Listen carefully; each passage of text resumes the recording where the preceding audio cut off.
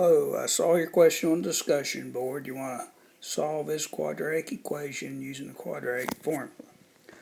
First thing you need is this equation to be in standard form, which means 0 on one side, everything else on the other. And so it's given in standard form. When it's in standard form, then you can correctly identify A, B, and C. A is the coefficient of the squared term, B is the coefficient of the x, linear term, and C is your constant. Next, I wrote down the quadratic formula here. We want to put in A, we want to put 4 in for each of the A's, put in 5 for each of the B's, and then we just have S1C in the formula. Put a 2 in it. So I substitute in 5 for B, and then 4 for A, and then 2 for C. Then I want to simplify the part under radical here.